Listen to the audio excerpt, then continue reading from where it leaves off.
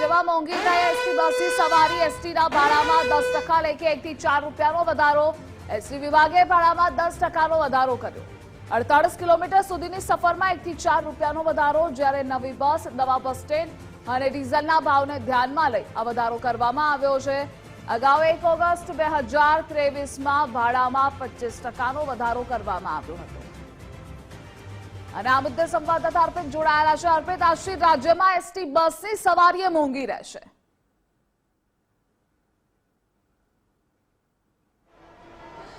નિગમ દ્વારા ગઈકાલે જ આ જાહેરાત કરવામાં આવી હતી ને આ ભાડા વધારો આજથી અમલ થવા જઈ રહ્યો છે નિગમ દ્વારા એ તર્ક મૂકવામાં આવ્યો છે કે દિવસે ને દિવસે નવી બસો અમલમાં આવી રહી છે પાછલા કેટલાક વર્ષોની વાત કરીએ તો દર વર્ષે અંદાજે 1500 થી 1000 જેટલી બસો નવી આવે છે અને ચાલુ વર્ષે પણ 2000 જેટલી નવી બસો અમલમાં એટલે કે લોકોની સેવામાં મૂકવાનો નિર્ણય લેવામાં આવ્યો છે જેના કારણે ભાવ વધારો કરવો એ આવશ્યક હતો આમ તો પાછલા 10 વર્ષથી સરખામણીની વાત કરીએ તો એવો પણ તર્ક રજૂ કરવામાં આવ્યો છે કે 68% ભાડું વધારો થવું જોઈતું હતું પરંતુ એ ભાડું વધારવામાં આવ્યું ન હતું પણ હવે આ ભાડા વધારવાનો નિર્ણય લેવામાં આવ્યો છે પ્રવાસીઓ પણ તેમની સાથે વાત કરીશું તમે ક્યાં જઈ રહ્યા છો ભાઈ રાજકોટ તમને ખ્યાલ હશે કદાચ કે ભાડું વધી ગયું છે હા આજથી ભાડું વધી ગયું છે આપ શું માનો છો આમ તર્ક એવું એસટી વાળા એવું કહે છે કે આમ તો 10 વર્ષમાં 68% કરવાના હતા પણ ધીમે કર્યો લાગે છે આવશ્યક હતો આપનું શું માનવું છે ના વધવું જોઈએ ભાડું એમ 10 વર્ષ ના વધવું જોઈએ આપનું શું માનવું છે પ્રજાનું શોષણ થઈ રહ્યું છે પ્રજાનું શોષણ થઈ રહ્યું છે તો મિશ્ર પ્રતિક્રિયા સામે આવી રહી છે પણ આ ભાડા વધારાની વાત કરીએ તો અગાઉ અલગ અલગ એસટી યુનિયનો દ્વારા પણ ભાડા વધારવા માટે રજૂઆત કરવામાં આવી હતી નિગમને પણ હવે અંતે છેલ્લે 2023માં ભાડું વધારો કરવામાં આવ્યો હતો અને હવે ફરી એકવાર આ ભાડું વધારો કરવામાં આવ્યો છે અન્ય મુસાફર તેમની સાથે વાત કરીએ શું નામ છે ભાઈ તમારું मयंक તમે ક્યાં જઈ રહ્યા છો मैं गुजराती नहीं आ कहाँ जा रहे हैं आप हम पालिथना जा रहे अच्छा आपको पता है कि आज से एसटी के जो हायर है भाड़ा है उसमें बढ़ोतरी की गई है क्या मानते हैं बढ़ोतरी तरह का तो आइडिया नहीं है हम तो मतलब कभी कभार आते हैं तो उस हिसाब से हमारे जो भी है उस हिसाब से पालिथना जाते हैं हम लोग आप कहाँ जा रहे हैं पलितना बसेस हैं उसमें 10% भाड़ा बढ़ाया गया है आप क्या मानते हैं कितना आवश्यक लगता था आपको इतना महंगाई के हिसाब से तो जरूरी है बाकी कुछ नहीं बाकी तो नहीं होना चाहिए आम जनता पे भार पड़ेगा તો આપ જોઈ રહ્યા છો અલગ અલગ પ્રવાસીઓ તરફથી અલગ અલગ પ્રતિક્રિયા હાલ જોવા મળી રહી છે ભાડા વધારાને લઈને પણ આ એક મહત્વનો નિર્ણય કરવામાં આવ્યો છે જેના કારણે રાજ્યભરમાં લાખો મુસાફરોને આની અસર થવાની છે કેમ કે એસટી બસીસ હોય છે એસટી બસીસ સામાન્ય વ્યક્તિ સાથે દૈનિક લાઈફમાં જોડાયેલી આ આખી બાબત છે અને એમાં ભાડું વધારો કરવામાં આવ્યો છે ત્યારે ગીતા મંદિર બસ સ્ટેન્ડ પર અમે છીએ અને અલગ અલગ પ્રતિક્રિયા જાણવાનો લોકો પાસેથી પ્રયાસ કરી રહ્યા છે અન્ય એક પ્રવાસી છે એમની સાથે પણ આપણે વાત કરવાનો પ્રયાસ કરીશું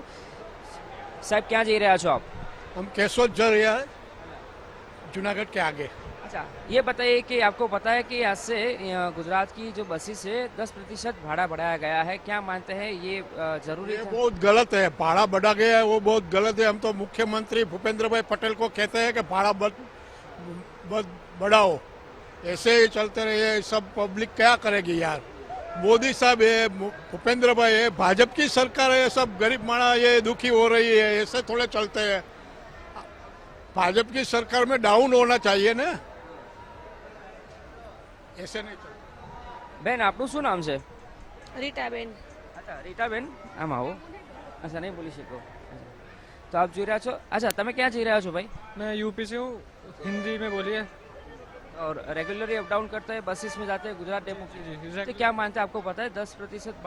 भाड़ा है वो बढ़ गया है तो क्या मानते हैं ये जरूरी था कि ये नहीं होना चाहिए था आपके हिसाब से क्या है ये क्या है ना इन्होंने सिर्फ भाड़ा बढ़ाया सुविधा कुछ नहीं बढ़ाई सुविधा देख रहे हो लोग खड़े हैं कितना भीड़ हो रखा आने जाने में दिक्कत हो रहा हम लोग बस में जाते हैं हम लोग खड़े रहते हैं हमको सीट तक नहीं मिलता તો આપ જોઈ રહ્યા છો કે પ્રવાસીઓનું એ સાથે સાથે એ પણ કહેવું છે કે ભલે ભાડું વધારવામાં આવે પણ જે સેવા આપવામાં આવતી હોય છે, સુવિધા આપવામાં આવતી હોય છે એમાં પણ વધારો કરવો જોઈએ, કેમ કે ભાડું વધારવામાં તો આવે છે પણ પ્રવાસીઓ માટે બસ સ્ટેન્ડ પર જે પૂરતી સુવિધા હોવી જોઈએ એનો અભાવ હોવાની પણ ક્યાંક આ પ્રવાસીઓ કહી રહ્યા છે. અને એક આ ગ્રુપ છે એમની સાથે પણ આપણે વાત કરવાનો પ્રયાસ કરીએ. શું નામ છે બેન આપનું? મધુબેન. મધુબેન, આજથી 10% ભાડું વધી ગયું, ખબર છે તમને? નહીં, ખબર નથી અમને. આટલું વધી ગયું, તમને શું લાગે છે આ ભાડું વધ્યું પણ એ પ્રમાણે તમને સુવિધા મળે, સારી બસ મળે, સારું બસ સ્ટેન્ડ મળે, બેસવાની જગ્યા મળે, એવું છે ખરું? તમને લાગે છે કઈ સગવડ તો જોઈએ જ ને બસ સ્ટેન્ડમાં. નથી એટલે આપણે જોઈ તો કરીને એમ બસના ભાડા હોય તે પ્રમાણે સગવડ જોઈએ ને. આપને શું લાગે છે કાકા, આ ભાડું વધ્યું એ બરાબર વધ્યું કે એની સામે આ સુવિધા, એટલે એસટી વાળા એવું કહે છે કે આ ભાડું વધવું જોઈએ કેમ કે લોકો સુવિધા વધારી રહ્યા છે, પણ ખરેખર એ હકીકત સાચી છે? સુવિધા વધારે લાગતી નથી, પણ કહે છે બરોબર છે, પણ સુવિધા હોતી નથી સાહેબ. ભાડું વધારે પ્રમાણે સુવિધા હોવી જોઈએ. બેન, તમે કઈ કહી રહ્યા હતા, શું કહેતા હતા? બસની કન્ડિશન સારી હોવી જોઈએ ને ભાડું વધી ગયું હોય તો. વોશરૂમ જાય તો 10 રૂપિયા પહેલા માંગે, પછી જાઓ, એમને નહીં જવાનું. એસટી નિગમ વાળા એવું કહે છે કે અમે તો બધું પૂરું પાડીએ છીએ, સારું સારું એવું કહે છે. ક્યાં અમાર પૂરું પાડે છે? જાય તો એમને તો જવાય નથી દેતા અંદર. ખાલી બાથરૂમના 10 રૂપિયા લે ખાલી. 10 રૂપિયા ટોયલેટ જાય તો 20 રૂપિયા મૂકો. 20 રૂપિયા વગર તો જવાય ના દે અંદર. તમારા અનુભવ શું કે છે? કેટલા વર્ષોથી તમે એસટીમાં મુસાફરી કરો છો? અગાઉની કમ્પેરિઝનમાં હમણાં શું પરિસ્થિતિ છે? અમે તો 15 વર્ષથી એસટીમાં જ જઈ આવીએ છીએ. ભાડું તો વધી જ ગયું છે અત્યારે, બહુ ડબલ ભાડું. હા, અને આજથી પાછું વધ્યું છે 10%. આજથી પાછું 10% વધી ગયું. તો તમે જોઈ રહ્યા છો પ્રવાસીઓનું કેવું છે કે 10% પ્રમાણે ભાડું વધારો તો કરવામાં આવે છે પણ સાથે સાથે બસ સ્ટેન્ડ પર બેઝિક જે સુવિધા મળવી જોઈએ, પ્રવાસીઓને રૂટીન મુસાફરી કરતા હોય, સાથે સાથે અવારનવાર મુસાફરી કરતા હોય બસમાં, એ બસ સારી હોવી જોઈએ, બસ સ્ટેન્ડ પર બેસવાની વ્યવસ્થા હોવી જોઈએ, શૌચાલયની વ્યવસ્થા હોવી જોઈએ, પાણીની વ્યવસ્થા હોવી જોઈએ, રેસ્ટરૂમ હોવો જોઈએ, અને આ તમામ સુવિધા હોય તો એનું મેન્ટેનન્સ પણ સારી રીતે થવું જોઈએ. પ્રકારની પ્રતિક્રિયા હાલ સામે આવી રહી છે. જોડાવા બદલ આભાર આપનો.